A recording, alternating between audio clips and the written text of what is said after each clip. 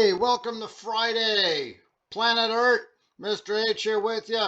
And it looks like the throwback Pleistocene Ice Age might eventually be ending, but it's setting some records before it goes off into the night there. I mean, New Orleans and Pensacola, Florida, under like a foot of snow. I think Alabama has like its first blizzard warning ever. Florida, record snowfall. Not much changed over here in western PA. It's cold and there's snow like it usually is. Maybe a little bit colder than usual, but no big surprise.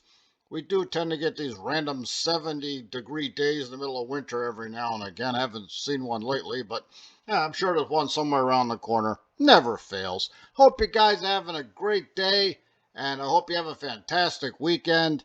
And you know what? I'm here with you, so my weekend's off to a great start. Hey, not that long ago, a few days back, it was January the 22nd. And I remember that day because I had to write a report once in high school about the Battle of Isandlwana. Yeah, that was on January 22nd, 1879. Not the greatest day for the British. They had a rough time of it there, invading Zululand and getting overrun. The 24th Regiment of Foot basically just got destroyed. Roughly 900 British soldiers standing against what appears to be about 30,000 Zulu. Despite the technological advantage, sometimes numbers do come in handy. On the other hand, it's definitely a Pyrrhic victory for the Zulu. I mean, they won the battle, lost the war kind of thing. Even King Kashawayo of the Zulu said an assegai, that's a Zulu spear, had been thrust into the belly of the nation. So, although they destroyed this particular British regiment, yeah, their army was kind of wrecked. So, about 1,000 British soldiers, 900 to 1,000. A few got away.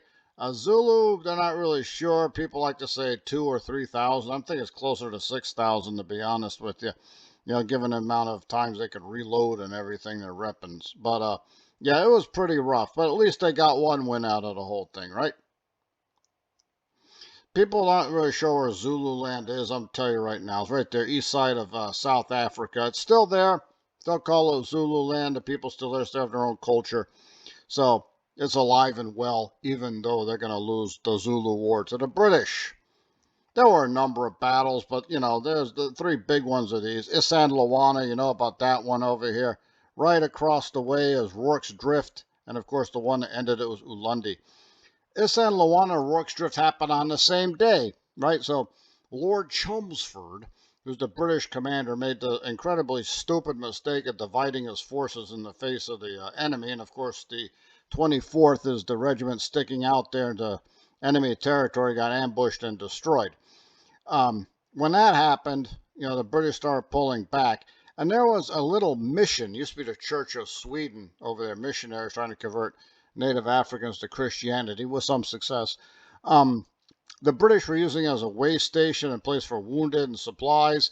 And suddenly, the 100 British soldiers at Rorke's Drift heard about the big loss of Isandlwana from some survivors staggering back.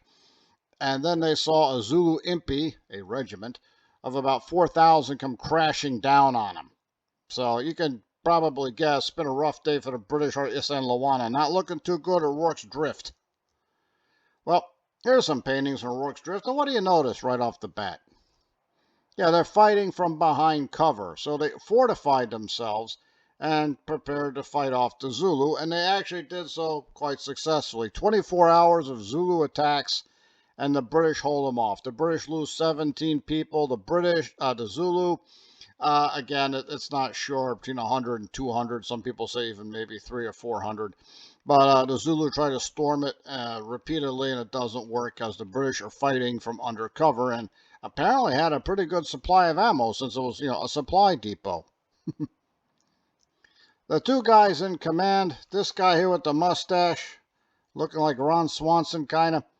This is Lieutenant John Shard. He was an engineer, and over here is Lieutenant Gonville.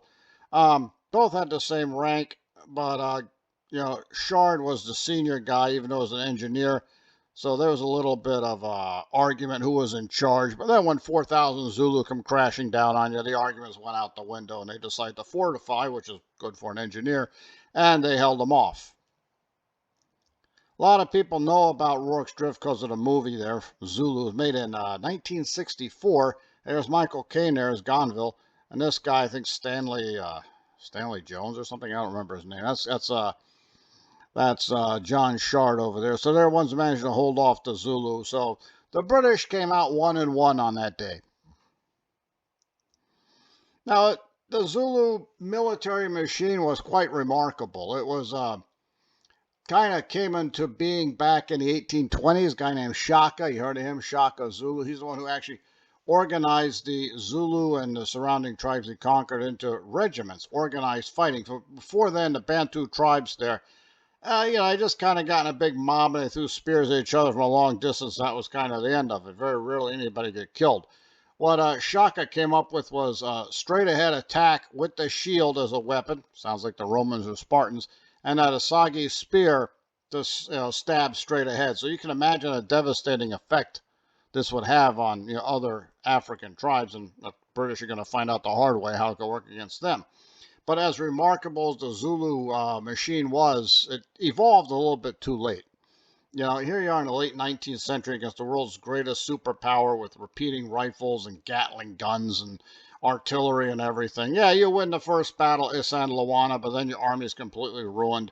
And they're going to put up a good fight. There's some other battles and skirmishes. The Zulus give good count of themselves. They're getting weaker with each battle. And then the big one at Ulundi on July the 4th, 1879. Doesn't mean a lot to the Zulu, and the British try to ignore July the 4th. Nonetheless, the Zulu impis smash into 4,000 British who are arrayed in a huge square, just like they would against Napoleon. And the Zulu just aren't going to get close. The British lose about a dozen people to Zulu, at least 2,000 easy. And that's the end of the whole Zulu Empire. So it was fun while it lasted, is the judgment we're going to give on the Zulu. So if it evolved a little bit earlier, who knows? But, the scramble for Africa wasn't as easy as people thought it was, despite the European technological advantage. And people like the Zulu will fight all the way to the end and take as many as they can with them, which is probably the best you could hope for in a situation like that. Now, that was depressing. Let's move on to the most terrifying super predator the world had ever seen, or at least up to 500 million years ago, right? Here we are, Anomalakaris. You know what that means? That means abnormal shrimp. That's what I think it must have tasted like. So this was the world's very first super apex predator. There's some dispute about how big it was. Some people say it up to a meter. Other people say a few inches. There's some different species. But this thing is so far back, 500 million years ago, you're not really sure. They first found fossils of this in British Columbia, in the formation over there. It's got lots of Precambrian stuff. And when you go that far back, like I said, a lot of stuff is speculation. And even when you get it right, it looks like it came from some other planet. So like I said, there was a difference here about the size. If you've noticed, these things here, these are prehensile. They reach out and grab things. Now, what did it eat in the Precambrian? We're not 100% sure because, there aren't that many animals at the very beginning. But, yeah, this is the guy who was on top of the whole thing here. So these prehensile arms reach out and grab and shove something into its mouth. Yeah, it's pretty terrifying for 500 million years ago. Don't think it's much of a threat to a human being. But if you end up in the, Cambrian era, 500 million years ago, this thing's the least of your worries. You're probably not going to be able to breathe. People say, oh, it's such a cute looking animal. Well, I guess it is if you're not the thing it's trying to eat, because if you're smaller than it is, that's probably the last thing you're ever going to see. So enjoy the view. So we got some NFL playoffs coming up. As you can see, the Steelers aren't in it. Yep, our usual traditional now appears to be losing the first round. Lost to Baltimore this time around. And then Baltimore does what it always does, right? Make the playoffs and lose in the second round. It's actually worse for the Ravens fans. They have hope for another week before they inevitably have it crushed. Some people are very upset with Mike Tomlin. They should be the guy in charge. There was even an incident where the Chicago Bears wanted to trade for Tomlin. Get Tomlin, you handle like cash and draft picks. Steelers said no. I'm thinking maybe the Steelers and Ravens need to trade coaches. What do you think? Tomlin going to Baltimore? Harbaugh coming to Pittsburgh? If nothing else, we get the last one more week there in the playoffs. Something to think about. In the meantime, we've got the conference championships coming up. We got the Washington Commanders, used to be known as the Redskins.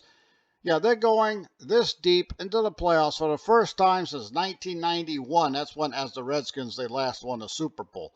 They'll be going to Philadelphia to play the Eagles. They've played each other twice this year. They split. They lost in Philly. Commanders won in Washington, or should I say Southern Maryland, where they actually play. So this is going to be an interesting game, and the Eagles are favored. However, if there's one thing, if you've ever been to Philly, you notice playoff games in Philly are rougher on the Eagles than the visitor. Yeah, because the fans, well, they really get on their team if they lose at home. So there might be actually more pressure on the Eagles. Now, the other game, we got Buffalo versus Kansas City. This has turned into a rivalry the last few years, and Kansas City seems to win most of them, at least in the playoffs. They played earlier this year, and Buffalo won. It was in Buffalo, but hey, the Bills don't write the schedule. So this is going to be pretty interesting. Of course, the Chiefs are favored there, too. They're trying to get a third straight Super Bowl win. Eagles and Commanders, you know what? I'm going to go for the upset. Yeah, I'm going to pick the Commanders in that one because really nothing to lose and there's nothing to gain. So why not? And the Bills and the Chiefs over here, the Bills have never won a Super Bowl. They've been 4 times, lost 4 in a row back in the early 90s. I kind of want to see them win. And Kansas City, that's a good team, and they seem like okay guys, but I get really tired of seeing the same people win over and over, having lived through the 20 years of the New England Patriots dominating everything, right? So if Buffalo wins and they play against Commanders, that'll be the first time they've played against each other in the Super Bowl since 1991. If Buffalo plays the Eagles, that'll be the first time they played each other. Chiefs against the Commanders, first time they played against each other. And, of course, the Chiefs and Eagles, they met each other a couple of years ago. So might be a little revenge motive there going on with the Eagles. Maybe they're looking past the Commanders at Kansas City. Hey, you never know, right?